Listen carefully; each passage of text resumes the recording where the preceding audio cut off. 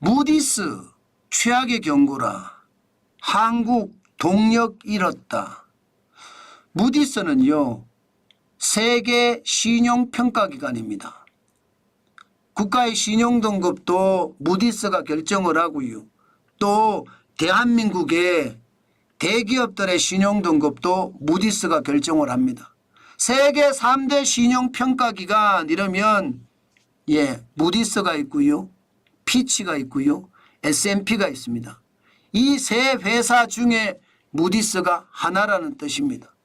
그런데 이 무디스가 대한민국을 향해서 섬뜩한 경고, 최악의 경고를 내놨습니다. 와, 저는 이거 우리 심각하게 바라봐야 될 것 같아요. 무슨 말이냐고요? 강력한 성장을 보였던 수출이 감소하면서 한국은 성장 동력을 잃었다. 이렇게 표현을 했습니다. 사실 저는 충격적이라고 생각을 합니다. 대한민국 경제에서 소비, 수출, 투자 중에 그동안 이 수출이 힘을 발휘해서 대한민국 경제를 지탱해 왔거든요. 그런데 수출마저 꼬꾸라진다는 징후가 나오니까 안 그래도 소비가 꼬꾸라지고 설비 투자가 어려워지는 와중에 수출마저 꼬꾸라지니까 실질적으로 무디스가 이야기하는 최악의 경고, 섬뜩한 경고, 한국 성장 동력 잃었다. 이 말이 틀린 말이 아닌 거죠. 야, 이거 굉장히 심각하게 봐야 된다는 뜻입니다. 이런 것을 여러분 단순하게 시장을 봐서는 안 된다는 이야기가 이런 이야기거든요. 실질적으로 우리 지표에서 보면 2023년이에요. 수출이 1분기에 4.2%까지 올라가면서 난리를 쳤습니다. 그때 이후 수출 보세요. 2분기 1.1%, 3분기 1.9%, 4분기 3.9% 계속 성장세입니다. 올해도 1분기 1.8% 성장세, 2분기 1.2% 성장세였거든요. 그런데 3분기 마이너스 0.4%로 꼬꾸라졌습니다. 수출마저 꼬꾸라진다는 이야기예요. 게다가 내수가 그러면 좋으냐? 내수도 그렇게 좋지는 않습니다.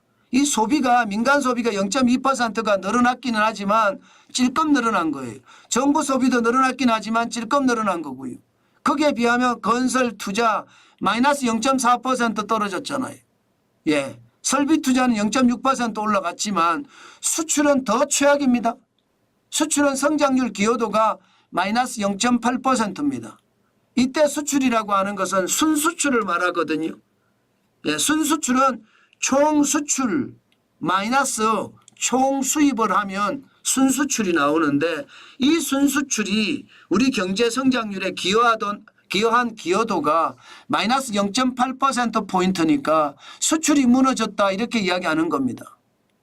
건설 투자도 쉽지 않지만 민간 소비가 올라도 찔끔 올랐고요. 자, 이러면 여러분 안 그래도 어려운 판에 성장률 하면 소비, 수출 그리고 투자 이렇게 분배가 되거든요. 소비가 우리 전체 성장률의 50% 차지하고요. 수출이 45% 최대입니다. 최대치 45%고요. 투자 최대치 15%까지 가기도 합니다. 물론 15% 안 갈 때가 대부분이고요. 그러면 기본적으로 소비가 좋아야 경제가 잘 돌아간다. 수출이 잘 돼야 경제가 잘 돌아간다. 이 두 개만 합치더라도 최대 90% 내지는 95%까지도 갈 수 있으니까 수출이 좋아야 된다는 뜻이잖아요. 안 좋습니다. 소비 수출이 점점 나빠지고 있습니다. 이것이 한국의 성장 동력을 잃었다는 무디스의 경고, 저는 확실히 눈에 보인다 이런 생각을 합니다. 그만큼 힘들어졌다는 뜻이에요. 저는 이것을 보면서요, 앞으로 어떻게 될 것인가, 진짜 충격적인 일이 벌어지지는 않을까, 우리 다시 한번 생각해 봐야 될 때입니다. 자, 그러면 여기서 도대체 우리는 어떻게 해야 할까요? 여러분들이 정관진 TV 댓글창에서 집단지성으로 계속 만들어 줬었습니다. 바로 금리 말입니다. 우리 금리가 조기에 인하됐었어야 된다고 계속 주장을 했잖아요. 9월에 죄송합니다. 10월에 금리 인하를 하는 것이 아니라 그 이전에 이미 우리는 금리 인하를 했어야 된다. 언제쯤 했어야 되느냐. 일반적으로 이야기할 때는 2024년 1분기 마이너스 0.5% 소매 판매가 떨어질 때, 그리고 2분기 마이너스 0.8% 소매 판매가 떨어졌을 때, 결국은 말입니다. 1분기와 2분기 사이가 적정이었다는 거잖아요. 적정. 1분기와 2분기 사이가. 그때 금리를 인하를 했으면 지금 소매 판매가 좋아져서 우리 경제가 이렇게까지 무너지지는 않았을 거다. 그런 얘기 계속 나오고 있잖아요. 그죠? 그게 현실이니까. 그게 현실이니까. 그러나 지금은요. 지금 7월에 마이너스 2.0%에서 8월에 1.7%까지 올라갔습니다. 아마 9월에도 소매 판매 지수가 올라갔을 가능성이 높을 겁니다. 현재까지 지표 나온 것을 보면. 그러면 여러분 지금 우리 경제가 나쁘다고 하니까 금리는 또 어떻게 될까요? 이제 이렇게 되면 11월 28일이죠. 올해 마지막 금융통화위원회가 열립니다. 금통위.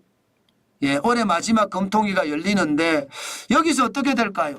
금리를 내릴까요? 금리를 내릴 확률 굉장히 많겠죠. 아마도 0.25% 더 내릴 가능성 높습니다. 사실 지금까지 한국은행의 기준금리는 올해 안에 더 이상 인하 없다. 저도 여러분에게 그렇게 말씀을 드렸고 시장도 그렇게 이야기를 해왔습니다. 그러나 지금 우리 경제가 이렇게 꼬꾸라진 마당에 지금 금리 인하를 안 할 수는 없다. 한국은행 이창용 총재, 한국은행도 사실 부동산 때문에 금리를 못 내렸었거든요. 부동산이 더 위험하다 생각을 하면서 금리를 안 내렸습니다. 이게 사실은 8월 12일 날 0.32%였잖아요. 그걸 다 따져보면 3월 25일에 0.01% 올라가기 시작을 했으니까 예전역에 미리 올렸어도 된다 이렇게 생각을 하기는 합니다. 그렇지만 순서가 잘못됐다. 뭐 이런 얘기. 다시 말해서 금리 인하 실기론이 계속 만들어지고 있거든요. 이것을 생각을 하면 11월 28일에도 우리는 금리를 내릴 수밖에 없겠구나. 그런 생각도 하게 됩니다. 아마 지금 서울 아파트 매매가 변동률이 보면 10월 21일 현재 이번 주입니다. 31주 연속을 상승을 했지만 0.09가 빠졌습니다. 아마 그게 시장에는 분명히 트리거가 될 거고 그렇게 되면 11월 28일에 금리를 내리는 것도 아마 굉장히 크게 고려가 되지 않을까 저는 그렇게 생각해 봅니다. 무디스가 성장 동력을 잃었다 이렇게 평가해 줬을 정도로 우리 시장에는요 굉장한 위험이 와 있거든요. 지금 이 시기에 금리를 인하 안 하고 또 그냥 넘긴다는 것은 오히려 말입니다. 더 충격적인 사태가 벌어질 수도 있겠다. 저는 그런 생각을 해봅니다. 결국 금리를 더 내린다의 방점을 두고 시장을 보는 것이 좋지 않을까 저는 여러분에게 그렇게 말씀드리겠습니다.